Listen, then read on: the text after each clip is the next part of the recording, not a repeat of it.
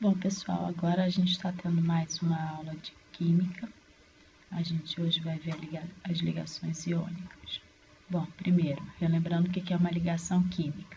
É a força atrativa que vai manter dois ou mais átomos unidos. Bom, a gente aqui vê então uma molécula de NaCl, o sal de cozinha, e aqui a gente tem um exemplo da ligação iônica.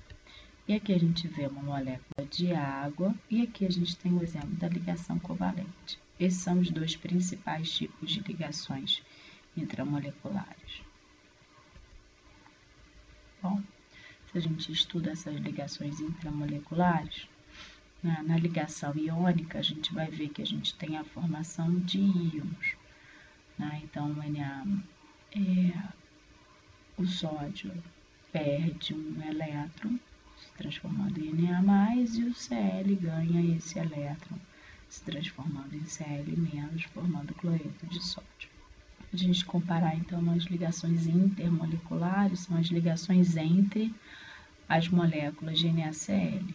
Então, como elas têm cargas aí nos cátions e ânions formados, eles vão se aproximar por interações eletrostáticas. Já observando a molécula de água, a ligação entre hidrogênio e oxigênio, ela acontece por uma ligação covalente. Por outro lado, se eu olho as ligações intermoleculares dessas moléculas de água, a gente vai ter então a formação de ligações de hidrogênio entre essas moléculas de água. A ligação iônica, ela se caracteriza pela transferência efetiva de elétrons entre os átomos, formando os íons. O que significa isso? O átomo mais eletronegativo, ele vai capturar um elétron do outro átomo que está próximo a ele. Então, o que a gente vai ter? Esse átomo mais eletronegativo, ele ganhou o elétron se transformando em um ânion, e o outro se transformou em um cátion, ele perdeu o elétron, ele sofreu um processo de oxidação. E eles se mantêm próximos a si por conta daquela, então, atração eletrostática entre as cargas positiva e negativa. E como que é formada essa ligação iônica? Elas são formadas entre um metal que perde elétrons facilmente se oxidando, como o sódio, que apareceu ali na tabela periódica, e um ametal, que tem tendência a ganhar elétrons, como é o exemplo do cloro, que apareceu lá do lado direito da nossa tabela periódica.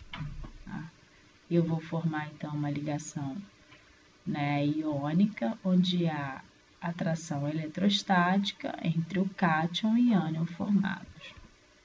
Aqui a gente vê mais claramente o exemplo do NaCl, onde eu tenho um átomo eletricamente neutro do sódio, onde ele tem 11 prótons e 11 elétrons. Ele tem uma tendência a perder um elétron quando ele está próximo a um átomo muito eletronegativo, então ele fica com 11 prótons e 10 elétrons, formando o íon Na+. Esse elétron vem então para o cloro, que é muito eletronegativo.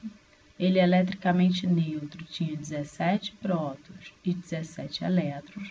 Quando ele ganha um elétron, ele se transforma em um ânion, e aí ele fica com 17 prótons e 18 elétrons, ficando um pouquinho maior.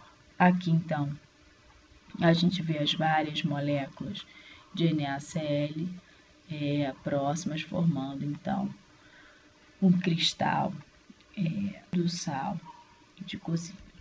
Aqui, se a gente considerar essa reação, a gente vai ver que o átomo de sódio ele perdeu a última camada, um elétron da última camada, ficando uma estrutura menor, e o cloro ganhou um elétron na última camada. Bom, como é que a gente vai determinar esses compostos? Na verdade, aqui a gente utiliza uma regra que a gente chama de regra do escorrega. Esse valor aqui do cátion desce como coeficiente do átomo e vice-versa. Então, a gente tem como exemplos cálcio e cloro.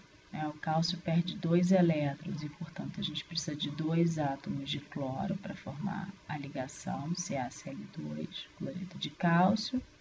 E aqui o outro exemplo, o alumínio perde 3 elétrons, o oxigênio tem tendência a ganhar 2 elétrons e, portanto, vai ficar L2O3. Então, para a gente reforçar, essa ligação iônica vai tender a acontecer entre os metais, que têm tendência a perder elétrons, e os ametais, que têm tendência a ganhar elétrons. Aqui algumas referências para quem quiser se aprofundar.